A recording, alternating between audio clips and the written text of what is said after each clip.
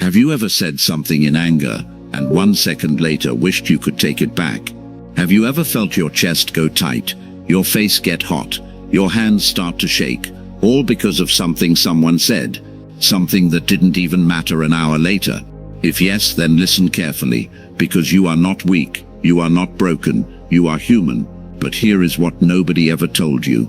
The people you admire, the ones who stay calm when everyone else is falling apart, the ones who never seem to lose control, the ones who speak softly but everyone listens, they were not born that way. They trained for it.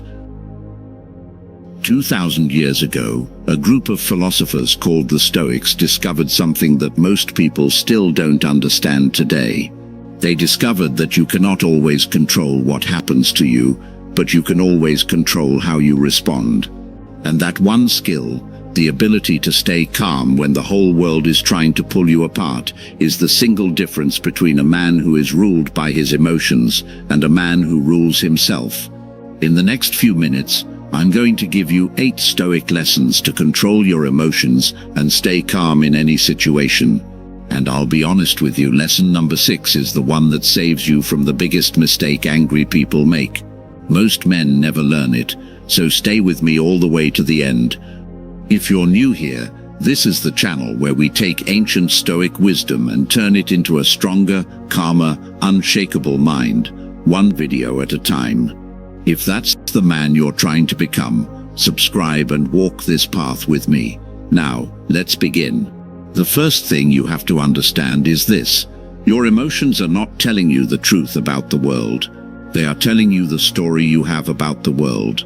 Epictetus, a philosopher who was born a slave and became one of the greatest teachers who ever lived, said it perfectly: men are disturbed not by things, but by the views which they take of things. Think about that. 2 men can get the exact same insult. One laughs it off and forgets it in a minute. The other burns with anger for 3 days, same words, same event. Completely different reaction. So what made the difference? Not the insult, because the insult was identical. The difference was the story each man told himself about it. This is the secret the Stoics understood that changes everything. The event is neutral. It is your judgment about the event that creates the emotion. When someone cuts you off in traffic, the anger doesn't come from the car, it comes from the story in your head. He disrespected me, he thinks he's better than me. Change the story, and the anger disappears. So here is your first practice. The next time you feel anger or frustration rising, stop and ask yourself one question: what am I telling myself about this right now? Separate the fact from the story. The fact is just a thing happened. The story is everything you added on top, and the story, unlike the event, is something you have the power to change. Seneca, one of the richest and wisest men in Rome, wrote an entire book on anger, and he called it something that has stuck for 2,000 years. He called anger a brief madness, and he was right. Think about the last time you were truly angry. Did you think clearly? Did you make good decisions? Or did you say things, do things, send messages that sober, calm you would never have done?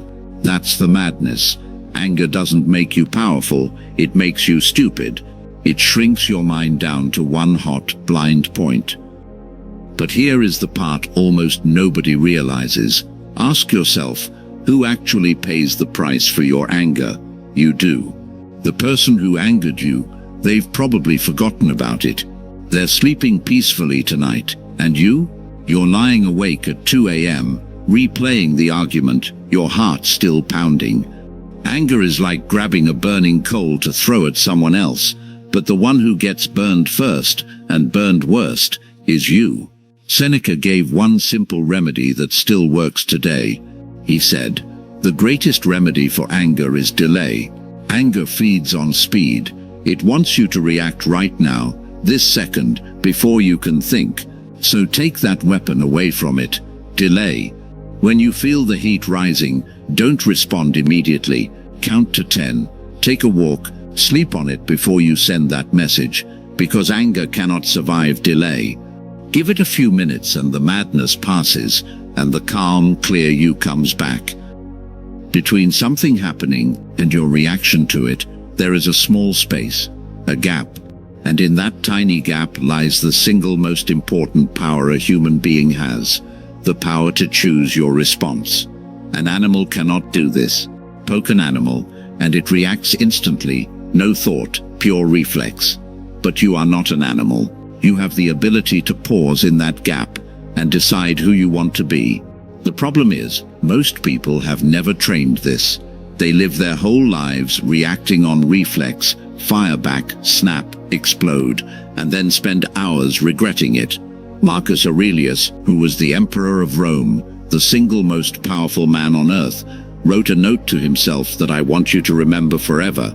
If you are distressed by anything external, the pain is not due to the thing itself, but to your estimate of it, and this you have the power to revoke at any moment. You have the power to revoke it at any moment. That moment is the pause. In that pause, you get to ask one simple question: is this worth my peace? 9 times out of 10, the answer is no.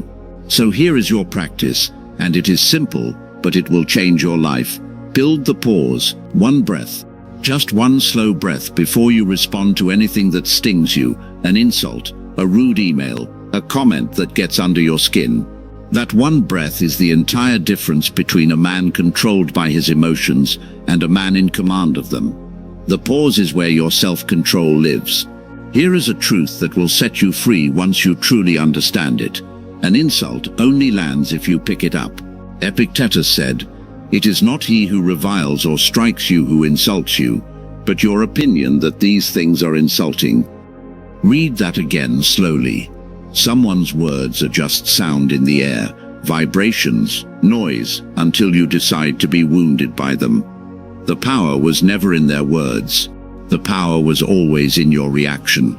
When you get angry at an insult, what you're really doing is agreeing with it. You're saying, "Yes, that hurt, that mattered, I accept it." And in that moment you've handed a stranger the remote control to your emotions. Think about how insane that is. You would never let a random person walk into your house and rearrange your furniture. But you let a random person's words walk into your mind and rearrange your entire mood for the day. Why? Because nobody taught you that you had a choice. The calm man hears the exact same insult and thinks, "That's your opinion, it's not my reality. I don't have to accept this delivery." And just like a package you refuse at the door, it goes right back to the sender. Your practice here, the next time someone insults you or tries to provoke you, don't defend, don't explain, don't fire back. Just notice, quietly inside, "This only hurts if I agree to be hurt. And I don't agree." Then let it pass right through you. Your calm will bother them far more than any anger ever could. Every single morning, before he faced the pressures of running an empire, Marcus Aurelius did something strange. He reminded himself that the day was going to be full of difficult people. He wrote, "When you wake up in the morning, tell yourself, the people I deal with today will be meddling, ungrateful, arrogant, dishonest, jealous and surly." Now why would the most powerful man in the world start his day with such a negative thought? Because he understood a deep truth about human emotion. What shocks you controls you. Here's what I mean. When you expect a smooth, easy day and then you hit traffic, or a rude coworker or a rejection, it hits you like a slap. You feel angry, cheated, thrown off. But when you expect difficulty in advance, nothing can ambush you. The same traffic, the same rude person, but now you just nod and think, "Ah, there it is, right on schedule." No shock, no storm, just calm. This is the Stoic art of preparing your mind before the battle. Difficult people are not an interruption to your life, they are a guaranteed part of it. Every single day will have at least one. When you accept that in advance, they lose all their power to surprise you into anger. So starting tomorrow, do what the emperor did. Each morning, before you step out, tell yourself, "Today I may meet rude, selfish, difficult people. That's normal, I'm ready for it." A man who is prepared does not panic. A man who expects the storm does not curse the rain. This is the lesson I promised you at the start, the one that saves you from the biggest mistake angry people make. So listen closely. When someone wrongs you, insults you, disrespects you, treats you unfairly, what is your very first instinct? To go down to their level. Insult for insult. Coldness for coldness. Cruelty for cruelty. It feels justified. It feels like justice. But here's the trap. The moment you do it, they've won, because they've turned you into them. Marcus Aurelius put it in 6 unforgettable words. The best revenge is not to be like your enemy. Think about what that means. If a rude man makes you rude, he has succeeded. He's spread his poison to you, and now you're carrying it. If an angry man makes you angry, you're now doing his work for him. But if he throws his worst at you, and you stay calm, composed, dignified, then his attack has nothing to grab onto. It slides right off, and that drives people absolutely crazy, far more than any insult you could throw back. Understand this clearly, because it's the heart of Stoic strength. Staying calm when someone wants you to explode is not weakness. It is the highest form of power there is. Anyone can lose control, that's easy, that's the default. But to be provoked, and to choose stillness anyway, that is a man who cannot be moved. Your practice, when someone tries to drag you into their storm, refuse the invitation, don't match their energy. Stay calm, stay steady, stay dignified. Let your composure be the loudest answer in the room. Now I want to give you a mindset shift that turns your enemies into your teachers. It comes from one of the most famous lines Marcus Aurelius ever wrote. The impediment to action advances action. What stands in the way becomes the way. What stands in the way becomes the way. Read it slowly, because it flips everything upside down.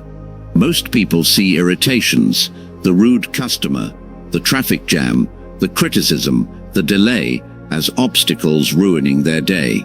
But the Stoic sees them completely differently. He sees them as training weights for the mind.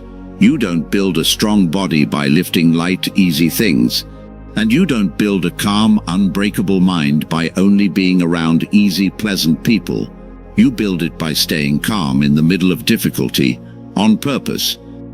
So every annoying person in your life is actually your gym. That coworker who tests your patience, he's your patience trainer, and he's free. That person who criticizes you unfairly, he's giving you a chance to practice not needing everyone's approval. The Stoic never asks, "Why is this happening to me?" He asks a far more powerful question. What virtue can I practice right now? Patience, tolerance, self-control, calm. Here's your practice. The next time something irritates you, instead of groaning, say to yourself, "This is training." Just those 2 words, "This is training." Watch what happens. The frustration that used to drain you becomes fuel.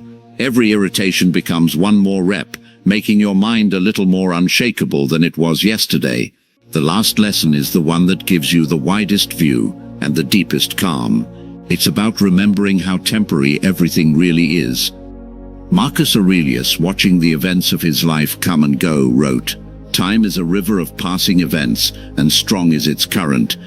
No sooner is a thing brought to sight than it is swept by, and another takes its place." A river. Everything that upsets you today is floating in that current, already being carried away. The argument that feels like the end of the world right now, the mistake you're beating yourself up over, the rude comment stuck in your head. Ask yourself honestly, will this matter in a week, in a year, in 10 years? For almost everything that steals your peace, the answer is no. It's small, it's temporary, it's forgettable. The Stoics practiced zooming out on purpose, not to make you feel small or hopeless, but to set you free. Because when you remember that this moment will pass, that this anger will fade, that this problem will one day be a distant memory you can barely recall, you stop letting it own you right now. You stop pouring your precious energy into something the river is already carrying away. So here is your final practice, and you can use it in the heat of any moment. Pause and ask, will this matter in a year? If the answer is no, and it usually is, then let it go now. Don't wait a year to make peace with it. Make peace with it today. Save your energy, your fire, and your focus for the few things that truly last. So there you have it, 8 Stoic lessons to control your emotions and stay calm in any situation. Remember them. Your emotions are reactions, not facts. Anger is a madness that punishes you first. Master the pause. No one can insult you without your consent. Expect difficult people before you meet them. Never become your enemy. Turn every irritation into training, and always remember, this too shall pass. Here is the truth I want to leave you with. Staying calm does not mean feeling nothing. It's not about becoming cold or empty. It means you are no longer controlled by what you feel. You can feel the anger rise and choose not to obey it. You can feel the storm and remain the steady mountain it breaks against. That is real power. Not power over other people, power over yourself. And it is the only power that no one can ever take from you. Don't try to master all 8 at once. Just pick one. Start today. Practice the pause, one breath before you react, and watch how much of your peace comes quietly back to you. If this helped you, do me a favor, subscribe, and share it with someone who needs to hear it, someone who's been letting the world control how they feel. Let's build calmer, stronger minds together. Until next time, stay unshaken.